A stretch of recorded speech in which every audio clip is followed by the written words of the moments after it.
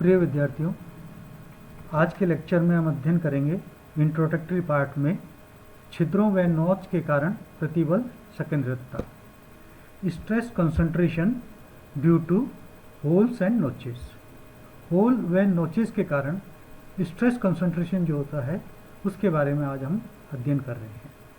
छिद्रों व नोच के कारण प्रतिबल संकेंद्रितता, stress concentration due to holes and notches. चित्र 1 में दर्शाए अनुसार एक दीर्घवृत्ताकार छिद्र पर तनाव बल लग रहा है। ये एक प्लेट है, इस प्लेट में एक ये छिद्र है, ये इलेक्ट्रिकल छिद्र है, ये इस तरह से पोजीशन इस तरह से है इसकी, और ये एक सर्कुलर वृत्ताकार छिद्र है। तो चित्र 1 में यह दिखाया गया है stress concentration due to holes.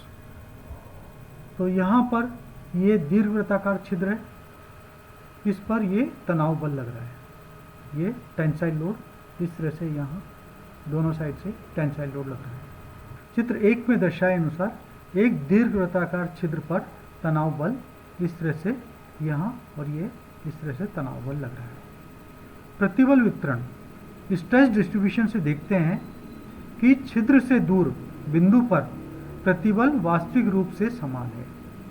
अब हम जब ये लोड प्लेट पर यहाँ टेंसाइल लोड लग रहा है तो इस प्लेट में इस छिद्र दीर्घवृत्ताकार छिद्र पर के पास में यहाँ पर स्ट्रेस डेवलप होगा। तो ये जो स्ट्रेस डेवलप हो रहा है तो इसका स्ट्रेस डिस्ट्रीब्यूशन यदि हम देखें तो यहाँ पर ये यूनिफॉर्म स्ट्रेस है। प्रतिबल वितरण देखते हैं तो यहाँ पर वास्तविक रूप से समान प्रतिबल वितरण है इधर, और ये समान प्रतिबल वितरण है तथा छिद्र के किनारे पर अधिकतम प्रतिबल उत्पन्न होता है। यहाँ पर ये छिद्र का जो किनारा है यहाँ पर हम देखते हैं तो ये मैक्सिमम स्ट्रेस यहाँ पर डेवलप हुआ। अधिकतम प्रतिबल इस छिद्र के किनारे पर, ये इलिप्स है, इलिप्स का जो ये किनारा है यहाँ पर ये अधिकतम प्रतिबल है। इसी प्रकार इस किनारे पर ये अधिकतम प्रतिबल पैदा होता है इस टेंसाइल लोड के कारण। यहाँ तो ये समान है और ये किनारे पर अधिकतम प्रतिबल मैक्सिमम स्ट्रेस उत्पन्न होता है। इस अधिकतम प्रतिबल का मान इससे दिया जाता है। अब ये अधिकतम प्रतिबल जो मैक्सिमम स्ट्रेस है उसको हम इस इक्वेशन से दे सकते हैं, sigma maximum is equal to sigma जो स्ट्रेस है into 1 plus 2a upon b. यहाँ पर a जो है वो इस इलिप्स का मेजर एक्सिस है, ये यहाँ पर यहाँ से यहाँ तक की जो डिस्टेंस है ये a है, और b जो है इस इलिप्स का माइनर एक्सिस है, यहाँ से इस सेंटर से लेकर के यहाँ तक की जो डिस्टेंस है ये b है, या इस सेंटर से लेकर यहाँ तक की ये डिस्टेंस b दिखाई दी है, यहाँ से लेकर यहाँ तक की। तो इसका जो इलिप्स का माइनर एक्सिस है वो तो b है, और मेजर एक्सिस इसका यहाँ से लेकर के इस पॉइंट से लेकर के यहाँ इस पॉइंट तक ये a डिस्टेंस है। और सिग्मा मैक्सिमम मैक्सिमम स्ट्रेस है, यहाँ पर इस पॉइंट पर ये मैक्सिमम स्ट्रेस सिग्मा मैक्सिमम, ये सिग्मा मैक्सिमम से दर्शाया, यहाँ से इलिप्स के सेंटर से लेकर के ये मैक्सिमम स्ट्रेस ये है सिग्मा मैक्सिमम। और ये सिग्मा ये समान रूप से जो स्ट्रेस डेवलप हो रहा है वो है सिग्मा की वैल्यू यहाँ से लेकर के यहाँ तक की है, ये सिग्मा है। ये समान रूप से जो स्ट्रेस आ रहा है, स्ट्रेस डिस्ट्रीब्यूशन है वो है सिग्मा। तथा सैद्धांतिक प्रतिबल संकेंद्रितता गुणांक, थ्योरेटिकल स्ट्रेस कंसंट्रेशन फैक्टर। अब हमने ये डिस्कस कर लिया है पहले कि थ्योरेटिकल स्ट्रेस कंसंट्रेशन फैक्टर क्या होता है। थ्योरेटिकल स्ट्रेस कंसंट्रेशन फैक्टर जो है वो it is the ratio of maximum stress to the normal stress या नॉमिनल स्ट्रेस। तो यहाँ पर सैद्धांतिक प्रतिबल संकेंद्रितता गुणांक जो है वो अनुपात होता है मैक्सिमम स्ट्रेस और नॉमिनल स्ट्रेस का। तो यहाँ जो मैक्सिमम स्ट्रेस है वो तो ये है किनारे पर जो लग रहा है मैक्सिमम स्ट्रेस, और नॉमिनल स्ट्रेस जो है वो इस प्लेट में ये नॉमिनल स्ट्रेस है। तो यहाँ पर हमने क्या किया कि ये जो नॉमिनल स्ट्रेस है उसको यहाँ नीचे लेकर आएंगे, तो sigma maximum upon sigma this is the theoretical stress concentration factor. तो ये हो गया sigma maximum upon sigma is equal to 1 plus 2a upon b. तो ये 1 प्लस 2a अपॉन बी, जब सिग्मा यहाँ नीचे आ जाएगा तो ये 1 प्लस 2a अपॉन बी यहाँ पर बचा। तो KT जो है theoretical stress concentration factor will be equal to sigma maximum upon sigma this equal to 1 plus 2a upon b।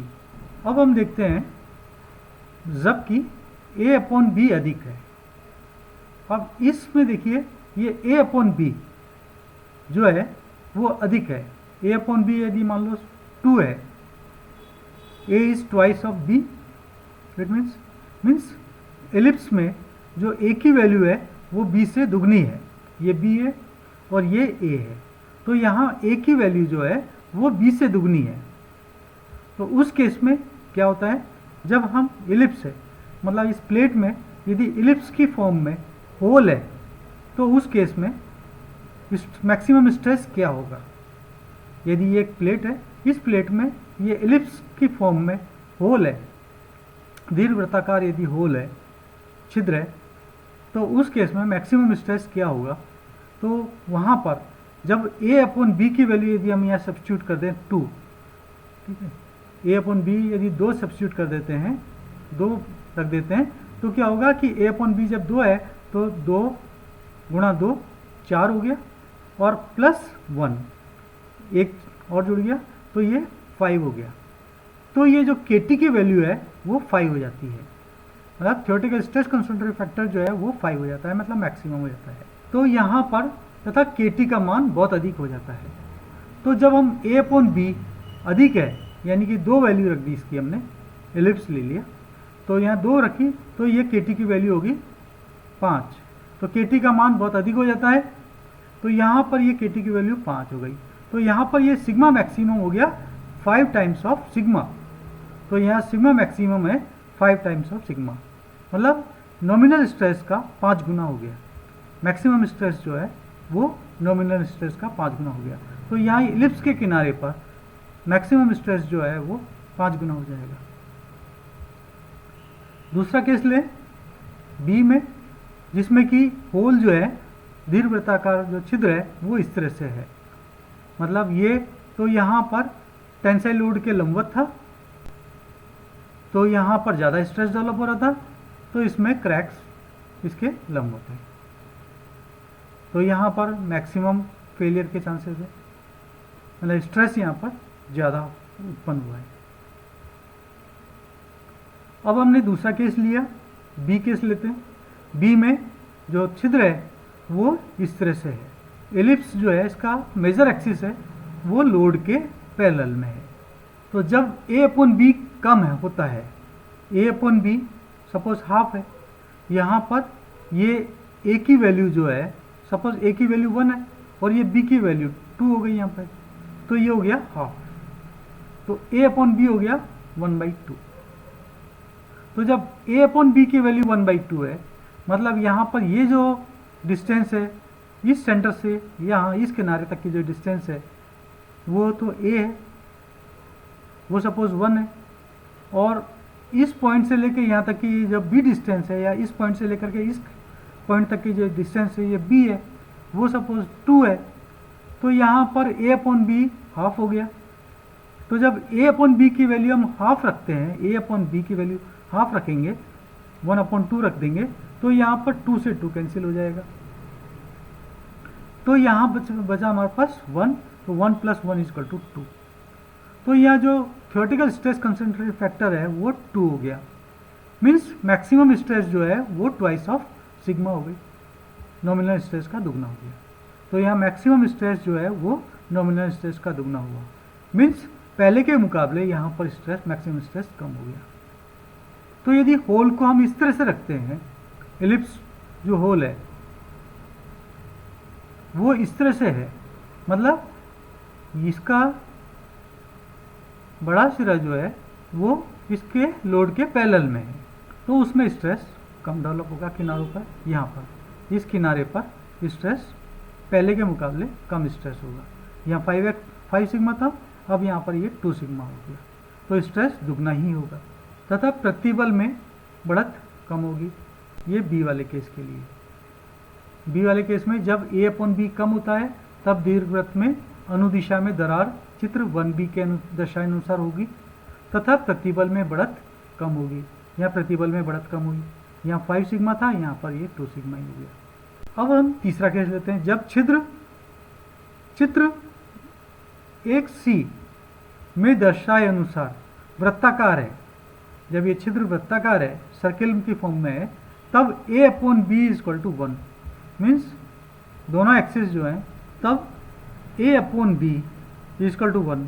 यहाँ पर देखिए ये a डिस्टेंस यहाँ से यहाँ तक की, इस पॉइंट से लेकर यहाँ इस पॉइंट तक ये a डिस्टेंस, और b डिस्टेंस इस पॉइंट से लेकर इस पॉइंट तक ये डिस्टेंस, तो दोनों आपस में बराबर हैं। a और b सर्किल में दोनों बराबर हैं, तो बराबर हैं, तो इसका मतलब ये 1 हो गया।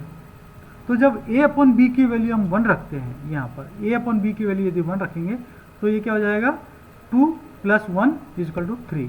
तो मैक्सिमम स्ट्रेस जो है वो 3 सिग्मा हो जाएगा, नॉमिनल स्ट्रेस का 3 टाइम्स हो जाएगा।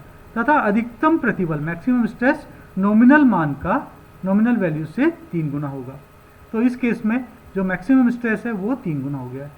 ये मैक्सिमम स्ट्रेस जो है वो नॉमिनल स्ट्रेस का 3 गुना हो गया। तो ये थर्ड वाले केस में जबकि सर्किल है, यदि होल सर्किल है तो जो नॉमिनल स्ट्रेस है वो 3 गुना होगा। तो इस तरह से हमने ये 3 केस देखे। जबकि छिद्र इस तरह से है, लंबवत है, तो उसमें मैक्सिमम स्ट्रेस है, और यदि छिद्र जो लोड लग रहा है टेंसाइल लोड उसके पैरेलल में, तो उस केस में मिनिमम स्ट्रेस होगा, मैक्सिमम स्ट्रेस जो है वो मिनिमम होगा। और यदि ये सर्किल की फॉर्म में है तो जो मैक्सिमम स्ट्रेस है वो 3 टाइम्स होगा नॉमिनल स्ट्रेस का। अब हम नॉच का एग्जाम्पल लें। नोच तनाव अवयव में प्रतिबल संकेंद्रितता, स्ट्रेस कंसंट्रेशन इन नोच एलिमेंट। चित्र 2 में दर्शाए अनुसार, ये जो चित्र 2 में बताया है stress concentration due to notches, यदि ये इस तरह से नोच है तो नोच के कारण स्ट्रेस कंसंट्रेशन कैसे रहेगा। नोच की गहराई a व नोच के पैंदे पर त्रिज्या r द्वारा प्रभावित होता है। तो इस केस में जो स्ट्रेस कंसंट्रेशन है वो एक तो a पर डिपेंड करेगा कि नोच की गहराई कितनी है, a डिस्टेंस कितनी है। दूसरा नोच के पैंदे पर त्रिज्या r, यहाँ से ये r जो है, ये सर्किल जो बना हुआ है, इस सर्किल का रेडियस ये r कितना है, इस r पर डिपेंड करेगा। इसके द्वारा ये स्ट्रेस कंसंट्रेशन प्रभावित होगा। अधिकतम प्रतिबल जो कि नोच रखने वाले अवयवों पर लागू होता है, मैक्सिमम स्ट्रेस जिसमें जो ऐसे एलिमेंट जो कि जहाँ पर की नोच है उन पर ये लागू होता है, वह प्लेट की चौड़ाई से तुलना में छोटा होता है, वह प्लेट की चौड़ाई से तुलना में छोटा होता है। अधिकतम प्रतिबल निम्न समीकरण द्वारा प्राप्त किया जा सकता है। तो यहाँ पर अधिकतम प्रतिबल जो है वो हम इस इक्वेशन के द्वारा देंगे, sigma maximum is equal to sigma into 1 + 2a upon r। यहाँ b की जगह हमने r लिया है, तो ये सिग्मा मैक्सिमम हो जाएगा sigma into 1 + 2a upon r। यहाँ पर a जो है वो नॉच की डेप्थ है, यहाँ से इधर से ये नॉच की डेप्थ है कि कितनी गहराई का नॉच है। दूसरा r जो है वो इसके पैंदे में डेप्थ, यहाँ पर ये जो रेडियस है सर्किल का, ये जो सर्किल बन रहा है इस सर्किल का जो रेडियस है वो r है। और सिग्मा जो है इसमें जो नॉमिनल स्ट्रेस डेवलप होता है वो है, और सिग्मा मैक्सिमम जो मैक्सिमम स्ट्रेस नोच के कारण जो मैक्सिमम स्ट्रेस है वो है। तो इस तरह से मैक्सिमम स्ट्रेस को इस इक्वेशन से हम दे सकते हैं, sigma maximum is equal to sigma into 1 + 2a upon r। इसमें रेफरेंसेज हैं, एक textbook of machine design by R.S. Khurmi and J.K. Gupta, दूसरा machine design by Kapil Goyal. Thank you.